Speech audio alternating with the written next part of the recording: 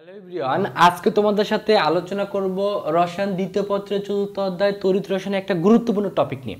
কারণ আজকে যে টপিকটা তোমাদের পড়াবো এই টপিকটা থেকে প্রিভিয়াস ইয়ারে বিভিন্ন ধরনের বোর্ড পরীক্ষায় কোশ্চেন আসছে, একইভাবে বিভিন্ন ধরনের অ্যাডমিশন টেস্টে, একইভাবে ইঞ্জিনিয়ারিং ভর্তি পরীক্ষায় কিন্তু এই কোশ্চেনটা চলে আসছে। সো এই কোশ্চেনটা বা এই কনসেপ্টটা যদি তুমি একবার ভালোভাবে বুঝতে পারো, তাহলে ভবিষ্যতে যদি তোমাদের যদি কোনো ধরনের কোশ্চেন আসে, তাহলে কিন্তু এই কনসেপ্ট দিয়ে খুব সহজেই এই টাইপের যে কোনো ধরনের কোশ্চেন আসলে তুমি সলভ করতে পারবা।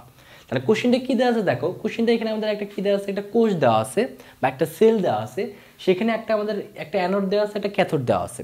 সো অ্যানোড হিসেবে ব্যবহার করেছে নিকেল, এবং এখানে একটা যে দ্রবণটা দেওয়া আছে সেই দ্রবণটা হলো নিকেল নাইট্রেটের দ্রবণ। এবং এখানে একটা ক্লু দেওয়া আছে, এই অ্যানোডের ভরটা দেওয়া আছে কত 20 গ্রাম এবং ক্যাথোডের ভরটা দেওয়া আছে 20 গ্রাম। সো আমাদের প্রথমে বলছে যে 0.9 আওয়ার ধরে 10 এম্পিয়ার বিদ্যুৎ যদি প্রবাহিত করা হয়, অর্থাৎ যে বিদ্যুৎ যদি প্রবাহিত করা হয়, তখন আমাদের বলছে 1 নম্বর কোশ্চেন যে অ্যানোডের ভরটা কত হবে, আবার দেওয়া আছে ক্যাথোডের ভরটা কত হবে। সো এখানে তোমার একটা কনসেপ্টটা ক্লিয়ার রাখতে হবে যে কখনো যদি দেখো যে অ্যানোডে যেই যৌগটা, অর্থাৎ অ্যানোডটা যেই যৌগ দ্বারা তৈরি, কিসের দ্বারা তৈরি, নিকেল দ্বারা তৈরি, এই সেই নিকেলের সাথে দ্রবণে যেই দ্রবণটা থাকবে সেই দ্রবণও যদি নিকেল দ্বারাই তৈরি হয়, তখন কি ঘটবে, যেমন দেখো এখানেও নিকেল আছে আমাদের, এবং এই যে দ্রবণটা দেওয়া আছে নিকেল নাইট্রেট, সেটাও কিন্তু নিকেলের তৈরি যদি হয়, তখন কি ঘটবে, এই যে আমাদের যেটা আছে এটা হলো অ্যানোড, এবং এই পাশে যেটা আছে সেটা ক্যাথোড। এই অ্যানোডের কি হবে, আস্তে আস্তে ক্ষয় হতে থাকবে, আস্তে আস্তে ক্ষয় হতে থাকবে, আস্তে আস্তে কি হবে, এভাবে ক্ষয় হতে থাকবে, এবং এই পাশে সেই ক্ষয় হওয়া পরিমাণটা আমাদের ক্যাথোড সেইভাবে জমা হতে থাকবে, অর্থাৎ ক্যাথোডটা আস্তে আস্তে মোটা হতে থাকবে আর অ্যানোডটা আস্তে আস্তে কি হতে থাকবে, চিকন হতে থাকবে। তাহলে কখন, যখন আমাদের এই অ্যানোডে যদি নিকেল থাকে এবং দ্রবণটা যেটা তৈরি সেটাও যদি নিকেল যুক্ত দ্রবণ হয়, তখন এই ঘটনাটা ঘটবে। এই কনসেপ্টটা মনে রাখবো। তখন কি করবে, আমাদের অ্যানোডটা আস্তে আস্তে ক্ষয় হতে থাকবে এবং ক্ষয় হওয়ার পরিমাণটাই আমাদের কি হবে, ক্যাথোডে যে আস্তে আস্তে ওটাকে জমা হবে এবং ওটা আস্তে আস্তে স্থূল হবে। সো এই কনসেপ্টটা যদি বুঝি, তাহলে ম্যাথটাও আমাদের করতে সহজ হবে। তাহলে এখন আমাদের কি কি দেওয়া আছে, ডাটাগুলো আগে তাহলে লিখে নিই। তাহলে এখন আমাদের কি কি ডাটা দেওয়া আছে এখানে, প্রথমে আমাদের এখানে দেওয়া আছে কি, আমাদের দেওয়া আছে কি, সময়টা দেওয়া আছে। সময়টাকে কি দেওয়া আছে, 0.9 আওয়ার মানে ঘন্টা। সো এই ঘন্টাটা দেখে আমরা বুঝলাম এটা সময়, তার মানে এখানে আমাদের সময়টা দেওয়া আছে, সময় টি সমান সমান দেওয়া আছে কত, 0.9 আওয়ার। তাহলে এটাকে আমাদের আওয়ার থেকে সবসময় কী করতে হবে, এস এককে নিতে হবে, অর্থাৎ আমরা জানি 1 ঘন্টা সমান 3600 সেকেন্ড। তাহলে 0.9 আওয়ার সমান সমান কী হবে, 0.9 গুণন 3600 সেকেন্ড। তার আমাদের দেওয়া আছে কি, এম্পিয়ার, অর্থাৎ 10 এম্পিয়ার। এই এম্পিয়ার দ্বারা বুঝবো, এটা দ্বারা কি বোঝাচ্ছে, আমাদের তড়িৎ প্রবাহটাকে বোঝাচ্ছে। অর্থাৎ তড়িৎ প্রবাহটা দেওয়া আছে, তড়িৎ প্রবাহ, অর্থাৎ তড়িৎ প্রবাহ আমাদের কি দেওয়া আছে, আই দেওয়া আছে, আই সমান কত দেওয়া আছে আমাদের 10 এম্পিয়ার। Okay fine. সো আমাদের প্রথমে বলছে কি, আবার আরেকটা ক্লু দেওয়া আছে এখানে যে আমাদের এমটা দেওয়া আছে, অর্থাৎ নিকেলের এম, অর্থাৎ নিকেলের আণবিক ভরটা দেওয়া আছে। সেটা আমরা পর্যায় সারণী থেকেও জানি যে নিকেলের আণবিক ভরটা কত, যে 58.7। সো আমাদের প্রথমে আমাদের বের করতে হবে কি, এই যে এখান থেকে যে নিকেলটা আছে, নিকেলটা যে এই পাশে আস্তে আস্তে ক্ষয় হতে থাকবে অ্যানোড থেকে, সেই ক্ষয় হওয়া পরিমাণটা যদি বের করতে পারি, সেই ক্ষয় হওয়া পরিমাণটা অ্যানোডের যে পরিমাণ আছে সেখান থেকে বিয়োগ করলে আমরা অ্যানোডের ভর কত হবে সেটা বের করতে পারবো। এবং দ্বিতীয় নম্বর যে কোশ্চেন ছিল ক্যাথোডের ভর কত, সেটা আমরা কীভাবে বের করতে পারবো, এই যে ক্ষয় হলো সেই ক্ষয় হওয়া পরিমাণটাই কিন্তু আমাদের আমাদের ক্যাথোডের যে জমা হবে। তাহলে সেখানে আমরা কি করবো, তাহলে যেহেতু ক্যাথোডের ভরটা দিয়েছে 20, তো সেই 20-এর সাথে এই ক্ষয় হওয়া পরিমাণটা যদি এখানে আমরা যোগ করে দিই, তাহলে কিন্তু খুব সহজে আমরা ভরটা কত হবে সেটা আমরা বের করতে পারবো। তাহলে কনসেপ্টটা আমি আবার বলতেছি, যেহেতু আমাদের নিকেল থেকে কিছু পরিমাণ কি হবে, ক্ষয় হবে, সেই ক্ষয় হওয়ার পরিমাণটা যদি বের করতে পারি, তাহলে ক্যাথোড থেকে 20 গ্রাম ছিল, সেই 20 গ্রাম থেকে বিয়োগ করলে ক্যাথোডের ভরটা কত সেটা বের করতে পারবো। আবার সেই ক্ষয় হওয়া পরিমাণটাই এখানে জমা হবে। তাহলে আমরা যেহেতু ক্যাথোডের ভর আগের থেকে আমরা জানি 20 গ্রাম, তাহলে সেই ক্ষয় হওয়া পরিমাণটা আমরা যদি যোগ করে দিই, তাহলে কিন্তু খুব সহজে আমরা ক্যাথোডের ভরটা বের করতে পারবো। তাহলে কনসেপ্টটা আমাদের কি করতে হবে প্রথমে, তাহলে এই যে কতটুকু ক্ষয় হলো বা কতটুকু জমা হলো সেই ভরটা বের করতে হবে। তাহলে প্রথমে আমরা কি বের করবো, যে ক্ষয় প্রাপ্ত বা জমাকৃত নিকেলটা আগে বের করি, মানে নিকেলের ডাব্লুটা বের করব। তাহলে এখন ডাব্লু যেহেতু আমরা এখানে বের করব, অর্থাৎ ডাব্লু নিকেল যেহেতু আমরা বের করব, তাহলে আমাদের সূত্র কোনটা পড়বে, যেহেতু আমরা ডাব্লু বের করব অর্থাৎ ভরটা বের করব, তাহলে আমরা নেব কি, অবশ্যই ডাব্লু বাই এম নিব। তাহলে এখানে আমরা কি নেব, W nickel by M nickel. এখানে কিন্তু নিকেলে নিতে হবে, নট নিকেল নাইট্রেট। যেহেতু আমরা ভরটা বের করতেছি নিকেলে, তাহলে এমটাও নিতে হবে নিকেলের। সমান সমান আমরা কি লিখবো, সমান সমান যেহেতু আমাদের এখানে আইটি দেওয়া আছে তাহলে অবশ্যই আমরা নিব W/M সমান সমান IT/EF। তাহলে আমরা কিন্তু ফেলবো কি যে IT/EF। Okay fine. তাহলে এখন আমরা কি করতে পারি, এখন আমরা W যদি বের করব তাহলে আমরা লিখতে পারি W নিকেল সমান সমান IT গুণন M নিকেল বাই আমাদের EF। তাই এখন দেখো আমাদের I এর মানটা দেওয়া আছে কত, I এর মান দেওয়া আছে 10, তাহলে 10 বসালাম গুণন টির মানটা দেওয়া আছে কত, টির মান দেওয়া আছে 0.9 গুণন 3600 আর এম এর মানটা কত হবে যে 58.7। এন্ড ইর মানে কি, ই মানে হলো তুল্য সংখ্যা। কারণ কার তুল্য সংখ্যা এখান থেকে নিতে হবে, যে নিকেল নাইট্রেটের ভিতরে নিকেলের তুল্য সংখ্যা কত। সো এখানে নিকেলের তুল্য সংখ্যা কত হবে, 2 হবে, কারণ নিকেলের যেহেতু এখানে যোজনী 2 ব্যবহার করা হয়েছে, নাইট্রেটের যেহেতু 1 ব্যবহার করা হয়েছে, এই জন্য নিকেলের আমাদের ইর মানটা কত হবে, নিকেলের তুমি এটা ভেঙেও দেখতে পারো, ইর মানটা কত আসবে 2 আসবে। তাই এখানে আমরা 2 বসালাম এবং এফ এর মানটা কত হবে 96500, তারপর তো বসাবো 96500। তাহলে এখান থেকে তো হিসাব করি, তাহলে ডাব্লু নিকেল অর্থাৎ কতটুকু ক্ষয়প্রাপ্ত হবে সেই নিকেলের পরিমাণটা বা এখানে কতটুকু জমা হবে সেটার মানটা কত আসবে 9.85 গ্রাম। সো এটা কিন্তু আমাদের বের হয়েছে। আর আমাদের কথা হয়েছে যে এটা তো আমাদের ডিরেক্টলি চাইনি, আমাদের কতটুকু ক্ষয় হবে বা কতটুকু জমা হবে সেটা জানি, কিন্তু চাইছে যে আগে যদি অ্যানোডের ভর যদি 20 হয় তাহলে পরবর্তীতে অ্যানোডের ভরটা কত হবে। তাহলে আগে যেহেতু 20 ছিল তাহলে পরবর্তীতে কত হবে, তাহলে পরবর্তীতে অ্যানোডের ভর হবে পরবর্তী কি হবে, যেহেতু অ্যানোড থেকে কি হবে ক্ষয় হবে, তাহলে আগে যেহেতু দেওয়া ছিল কত 20, তাহলে এই 20 থেকে আমাদের 9.85টা বিয়োগ করতে হবে। তাহলে বিয়োগ করলে আমাদের কত আসে, আসলে 10.14 গ্রাম। আবার এখন আমাদের আরেকটা বের করতে বলছে 2 নম্বরে যে ক্যাথোডের ভর কত হবে। তাহলে ক্যাথোডের ভরটা কিভাবে করতে হবে, তাহলে ক্যাথোডের ভর আগে কত ছিল, আগে কিন্তু আমাদের কত ছিল, ক্যাথোডের ভরটা আগে আমাদের দেওয়া ছিল হলো 20 গ্রাম। তাহলে এখন মনে রাখবা যে এইখানে ক্ষেত্রে কি হয় যে অ্যানোড থেকে ক্ষয় হতে থাকে, অর্থাৎ অ্যানোডটা আস্তে আস্তে চিকন হয় বাট ক্যাথোডটা আস্তে আস্তে কি হয় মোটা হয়, তাহলে ক্যাথোডে যা জমা হয়, তাহলে আমাদের এই যে যেটা বের করলাম সেটা কি হবে এই 20-এর সাথে এই জায়গায় জমা হয়ে যাবে। তো আগে ছিল 20, 20-এর সাথে যোগ হবে, তাহলে লিখবো 20 প্লাস 9.85 গ্রাম সমান কত হবে 29.85 গ্রাম, এবং এটাই হবে আমাদের কাঙ্ক্ষিত অ্যান্সার। তাহলে এখন এখান থেকে আরেকটা কনসেপ্ট মনে রাখবা যে কখনো যদি বলে যে এইখানে অর্থাৎ এরকম যদি থাকে অর্থাৎ এইখানেও নিকেল এখানেও নিকেল, সেক্ষেত্রে যদি বলে যে এই পাত্রে কোনো ঘনমাত্রা কোনো পরিবর্তন হবে কিনা, তাহলে বলতে হবে এখানে কোনো ঘনমাত্রা পরিবর্তন হবে না, কারণ এখান থেকে যতটুকু নিকেল আসতেছে এখানে এসে দ্রবণে আসে, আসার পর এই নিকেলটা আবার এখানে যায়। এর জন্য যদি বলে কখনো যদি দেখো যে এখানেও নিকেল আছে অর্থাৎ অ্যানোড এবং ক্যাথোড হিসেবে নিকেল ব্যবহার করেছে এবং দ্রবণটাও নিকেলের তৈরি, তাহলে সেক্ষেত্রে ঘনমাত্রা কোনো পরিবর্তন হয় না, কারণ নিকেল এখানে আসে, আসার পর সেই নিকেলটা আবার এখানে জমা হয়ে যায়। দ্রবণের যে ঘনমাত্রা সেটা আগেরটাই থাকে অর্থাৎ অপরিবর্তনশীল থাকে। সো কোশ্চেনে যদি কখনো বলে দেয় এখানে কোনো ঘনমাত্রা পরিবর্তন হবে কিনা, তাহলে বলবো এখানে ঘনমাত্রা কোনো ধরনের পরিবর্তন হবে না। সো কনসেপ্টটা হলো প্রথম কনসেপ্ট যে আমাদের যদি এখানে নিকেল থাকে এবং দ্রবণটা যদি নিকেল যুক্ত কোনো যৌগ থাকে তাহলে সেই ক্ষেত্রে অ্যানোড থেকে আস্তে আস্তে ক্ষয় হয়ে ক্যাথোডে আস্তে আস্তে যা জমা হয়, এবং এই কনসেপ্টটা বুঝতে পারলে এই ম্যাথটা কিন্তু খুব সহজে করতে পারবে, এবং এই ম্যাথটা পরীক্ষার জন্য কিন্তু খুবই খুবই ইম্পর্টেন্ট। সো এই ম্যাথের কনসেপ্টটা মনে রাখবা, পরীক্ষা যদি এই টাইপের যদি ম্যাথ আসে তাহলে কিন্তু খুব সহজে তুমি এই কনসেপ্ট দিয়েই সলভ করতে পারবা। এখন আমরা এই গুরুত্বপূর্ণ গাণিতিক সমস্যাটি সলভ করব। এই গুরুত্বপূর্ণ প্রশ্নটি কিন্তু এর আগের বার আমাদের বোর্ড পরীক্ষা চলে আসছিল, তো সামনে আমাদের বিভিন্ন ধরনের বোর্ড পরীক্ষা বা আমাদের অ্যাডমিশন টেস্টে ইঞ্জিনিয়ারিং অ্যাডমিশন টেস্টে কিন্তু এই কোশ্চেনটা আসতে পারে, এবং এই কোশ্চেনটা কিন্তু খুবই খুবই ইম্পর্টেন্ট।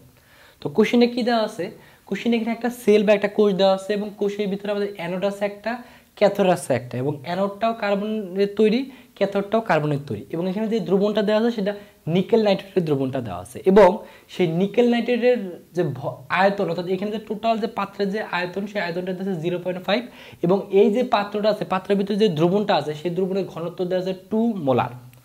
সো আমাদের বের করতে বলছে যে 3.53 আওয়ার ধরে 10 এম্পিয়ার বিদ্যুৎ প্রবাহিতের পর দ্রবণের ঘনমাত্রা কতটুকু পরিবর্তন হবে, অর্থাৎ আগে তো ঘনমাত্রা ছিল 2, সো 2টা পরিবর্তন হয়ে কতটুকু হবে সেটা আমাদের বের করতে হবে।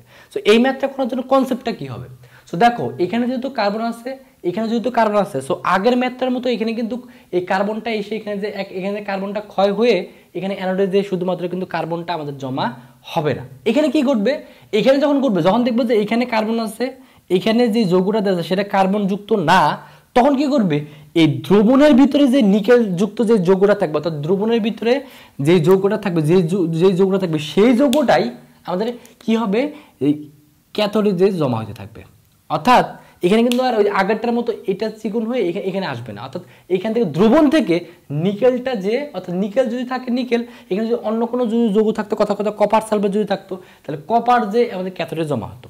তাহলে কনসেপ্টটা তাহলে আমাদের কীভাবে তাহলে ম্যাথটা আগাবো, যেহেতু প্রথম অবস্থায় অবশ্যই নিকেলের একটা ভর ছিল, পরবর্তীতে কি হয়েছে নিকেলটা এখানে চলে গেছে, তাহলে দ্রবণ থেকে কতটুকু নিকেল চলে গেছে, তাহলে আগে আদি অবস্থায় যে ভরটা ছিল সেখান থেকে যতটুকু চলে গেছে সেটা যদি বিয়োগ করি, তাহলে নতুন অবস্থায় দ্রবণের ভিতরে কতটুকু আমাদের নিকেল থাকবে সেটা বের করতে হবে, এবং সেটার কনসেপ্ট দিয়ে আমরা কিন্তু ম্যাথটা করতে পারবো। সো ম্যাথটা একটু আগাই। তো প্রথম আমাদের কি করতে হবে, যে এই যে দ্রবণটা আছে এই দ্রবণের ভিতরে কিন্তু আমাদের দেওয়া আছে আয়তনটা দেওয়া আছে এবং ঘনমাত্রাটা দেওয়া আছে, এখানে কিন্তু নিকেল কতটুকু আছে সেটা দেওয়া নেই। সো আগে আমরা কতটুকু নিকেল আমাদের ছিল দ্রবণে সেটা আগে বের করে ফেলি। সো প্রথম আমরা বের করব যে দ্রবণে নিকেল ছিল, অর্থাৎ নিকেল কতটুকু ছিল সেটা আমরা বের করব। তাহলে এটা বের করার জন্য আমাদেরকে ডাটাগুলো লিখে কি দেওয়া আছে আমাদের, এখানে আমাদের ভি দেওয়া আছে, অর্থাৎ ভিটা কত দেওয়া আছে যে 0.5 লিটার। এসটা আমাদের প্রথমে আদি এসটা দেওয়া আছে কত 2m। সো তাহলে এখন যদি এখান থেকে যদি আমরা নিকেলের পরিমাণটা বের করি, অর্থাৎ ডাব্লু নিকেল যদি বের করি, তাহলে আমরা কি লিখতে পারি, যে যদি ডাব্লু বের করতে বলছি তাহলে আমরা লিখতে পারি WNI/m/NI ইকুয়াল টু কী হবে, ভি আর এস যদি আছে তাহলে ভিএস ফেলবো। অর্থাৎ এখনও কিন্তু আমরা, অর্থাৎ যখন দ্রবণে কতটুকু নিকেল ছিল যখন আগের অবস্থা, অর্থাৎ এখনও আমরা 3.53 আওয়ার ধরে 10 অ্যাম্পিয়ার বিদ্যুৎ প্রবাহিত করি নাই, অর্থাৎ বিদ্যুৎ প্রবাহের আগের অবস্থায়, মানে এই দ্রবণের ভিতরে নর্মাল অবস্থায় নিকেল কতটুকু ছিল সেটা একটু বের করি। এই জন্য এখানে লিখবো ভিএস। এখানে আমরা লিখতে পারি কি ডাব্লু নিকেল সমান হবে ভিএস গুণন এম নিকেল। তাহলে এখন ভির মানটা কত, ভির মানটা দেওয়া আছে কত 0.5 গুণন এস এর মানটা কত 2 গুণন এম এর মানটা কত, এম এর মানটা কিন্তু দেওয়া আছে যে নিকেলের আণবিক ভর কত 58.7। তাহলে এখান থেকে বলতে ডাব্লু নিকেল কতটুকু ছিল, নিকেল ছিল হলো 58.7 গ্রাম নিকেল ছিল। অর্থাৎ নিকেল বিক্রিয়া, অর্থাৎ 10 অ্যাম্পিয়ার বিদ্যুৎ প্রবাহের আগে অবস্থায় নিকেল ছিল এত। এখন এই 10 অ্যাম্পিয়ার বিদ্যুৎ যদি 3.53 আওয়ার ধরে চালাই, তখন কিন্তু নিকেল কি হবে, এই নিকেলটা এই জায়গায় যে ক্যাথোডে যায় জমা হবে। তাহলে এখন আমরা লিখব কি, যে ক্যাথোডে নিকেল জমা হয়, কতটুকু জমা হয় সেই মানটা বের করি। জমা কেন হয়, জমা হওয়ার মেন কারণটা হলো যেহেতু এখানে আমরা একটা সময় ব্যাপী প্রায় 3 ঘন্টা 3.53 আওয়ার ধরে যেহেতু 10 অ্যাম্পিয়ার বিদ্যুৎ প্রবাহ করতেছি, তো এই বিদ্যুৎ প্রবাহের কারণে কি ঘটবে, এই নিকেলটা যেখানে জমা হবে, সো এই কতটুকু জমা হবে সেটা একটু বের করি। তাহলে সেটা বের করার জন্য আমরা কি লিখবো, যেহেতু এখন যেহেতু আমরা এখানে জমা হওয়ার জন্য আমাদের ভূমিকা রাখবে সময়টা, এই জন্য সময় টিটা ইউজ করবো। টিটা কত দেওয়া আছে 3.53 আওয়ার। তাহলে এটাকে যদি আমরা সেকেন্ডে নিই তাহলে কি হবে 3.53 সাথে আমরা গুণ করে দেবো 3600, গুণ করলে সরাসরি কোথায় চলে যাবে, সেকেন্ডে চলে যাবে। তো তার মধ্যে দেওয়া আছে কি আয়ের মানটাও দেওয়া আছে, আইটা কত দেওয়া আছে আমাদের 10 অ্যাম্পিয়ার। তো সেক্ষেত্রে কতটুকু জমা হয়, সেই WNI প্রাইম সমান সমান আমাদের কতটুকু হয় সেটা আমাদের বের করবো, অর্থাৎ কতটুকু জমা হচ্ছে সেই জমা হওয়ার পরিমাণটা আমরা বের করবো। তাহলে জমা হওয়ার পরিমাণটা আমি কীভাবে বের করবো, তাহলে আমরা সূত্র ফেলবো কি, যদি ডাব্লু বের করতে তাহলে অবশ্যই WNI prime by M nickel, অর্থাৎ নিকেলের আণবিক ভর সবসময় ফেস, যেহেতু এখানে আমরা সময় একটা সময়ব্যাপী এবং একটা তড়িৎ প্রবাহের ফলে হচ্ছে, সো এখানে তোমাকে অবশ্যই আইটিটাকে ব্যবহার করতে হবে, কারণ জমা হওয়ার সময় এই কারেন্টটা কিন্তু এবং সময়টা ভূমিকা রাখে। এই জন্য এখানে লিখবো কি, যে আইটি বাই ইএফ, অর্থাৎ আমরা সূত্র কি ফেললাম, যে ডাব্লু বাই এম সমান সমান আইটি বাই ইএফ। তাহলে এখানে আমরা কি লিখতে পারি, যে ডাব্লু নিকেল সমান সমান লিখতে পারি আইটি গুণন এম এনআই বাই কত ইএফ। এর কথা হলো আয়ের মানটা কত দেওয়া আছে, আয়ের মানটা দেওয়া আছে 10, তাহলে 10 গুণন 3 মানটা কত দেওয়া আছে, যে 3.53 গুণন 3600 গুণন এম এর মানটা কত দেওয়া আছে 58.7 বাই এন্ড ই কত, ই মানে হলো তুল্য সংখ্যা। কার তুল্য সংখ্যা, যেহেতু এখানে নিকেল শুধুমাত্র জমা হচ্ছে, নট নিকেল নাইট্রেট, যেহেতু নিকেল জমা হচ্ছে তাহলে নিকেলের তুল্য সংখ্যা নিতে হবে। সো নিকেল নাইট্রেটের ভিতরে নিকেলের যদি 2, তাহলে এর তুল্য সংখ্যা কত হবে, এর তুল্য সংখ্যা কত হবে, তাহলে নিকেলের তুল্য সংখ্যা কত হবে 2 হবে। তাই এখানে 2 বসাবো, গুণন এফ এর মানটা কত, এফ এর মান তো ফিক্স, সেটা কত 96500, এখানে কত বসাবো 96500। তাহলে এখান থেকে যদি হিসাব করি তাহলে ডাব্লু নিকেল কতটুকু জমা হচ্ছে সেই পরিমাণটা কত পাবো আমরা, যে 38.65 গ্রাম জমা হবে। এর কথা হলো যে দ্রবণের ভিতরে আগে ঘনমাত্রা ছিল 2 মোলার, কিন্তু সেখান থেকে যেহেতু নিকেলটা আমাদের কি হয়েছে জমা হয়ে গেছে, তো দ্রবণ থেকে চলে গেছে, তাহলে দ্রবণ থেকে যেহেতু চলে গেছে তাহলে দ্রবণের ভিতরে অবশিষ্ট কত আছে সেই অবশিষ্ট পরিমাণটা আমাদের এখন বের করে নিতে হবে। তাহলে অতএব লিখবো অতএব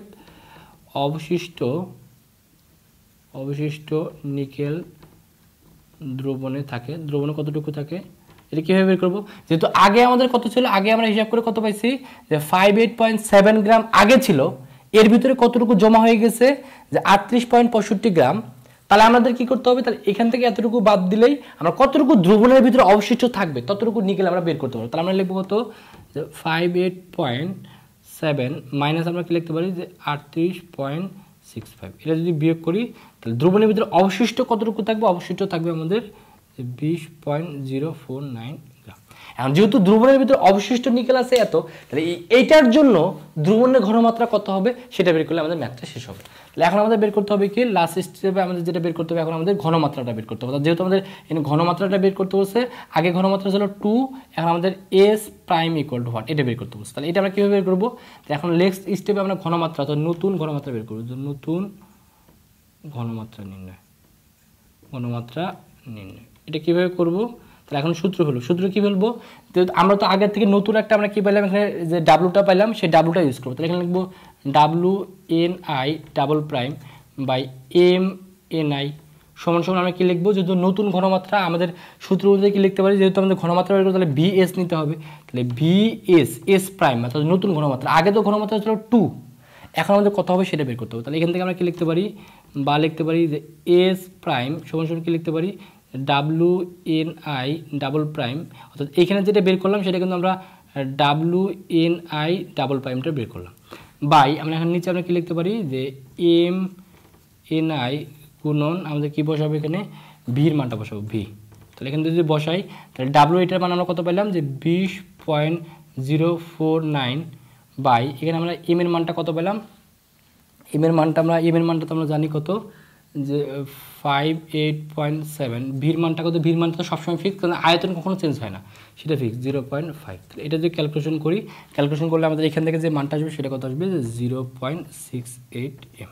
তার মানে এখানে কি বুঝতে পারতেছি যে আগে ঘনমাত্রা ছিল 2, পরবর্তীতে ঘনমাত্রা হয়ে গেছে 0.68 m বা মোলার। তাহলে কনসেপ্টটা কি দেখো, যে প্রথমে আমাদের কি ছিল নর্মাল অবস্থায় 2 মোলার আমাদের কি ছিল ঘনমাত্রা। সো পরবর্তীতে যখন আমরা কারেন্ট ফ্লো করছি, কারেন্ট ফ্লো আমাদের নিকেল এখানে জমা হয়েছে, তো নিকেল যেহেতু দ্রবণ থেকে চলে গেছে তাহলে ঘনমাত্রা একটু কি হয়েছে কম হয়ে গেছে, সেই কতটুকু ঘনমাত্রা আমাদের এখানে ঘনমাত্রা কতটুকু আমাদের হয়ে যাবে সেটা আমাদের বের করতে হবে। সো এখানে যদি তোমাকে শেষে যদি বলতো যে ঘনমাত্রার পার্থক্য কত হবে, তাহলে কি করতে হবে শেষে যে 2 থেকে যদি আমরা এটাকে বিয়োগ করে দিই তাহলে কিন্তু পার্থক্যটাও বের করতে পারবো। সো এখানে যেহেতু শুধুমাত্র ঘনমাত্রা কত হবে সেটা বের করতে বলছে, তাহলে ঘনমাত্রা কত হবে 0.68 m। আর যদি বলতো ঘনমাত্রা কতটুকু পরিবর্তন হবে তাহলে শেষে লিখতাম ঘনমাত্রা পরিবর্তন হবে 2 মাইনাস 0.68 করলে যতটুকু আসবে ততটুকু আমাদের ঘনমাত্রা পরিবর্তন হবে। সো এই ম্যাথটা কিন্তু পরীক্ষার জন্য খুবই ইম্পর্টেন্ট। এই ম্যাথটা মিলে 3টা স্টেপে করতে হয়। প্রথম স্টেপে দ্রবণের কতটুকু নিকেল ছিল সেটা বের করতে হয়, পরবর্তী স্টেপে ক্যাথোডে কতটুকু জমা হয় ততটুকু আমাদের নির্ণয় করতে হয় এবং সেখান থেকে অবশিষ্ট কতটুকু নিকেল থাকে সেটা বের করতে হয়, এবং তৃতীয় স্টেপে আমাদের কি করতে হয় নতুন ঘনমাত্রাটা বের করতে হয়। সো এই 3টা স্টেপ যদি তুমি মনে রাখতে পারো তাহলে পরীক্ষা যদি এই কোশ্চেনটা আসে তুমি কিন্তু খুব সহজেই সলভ করতে পারবা।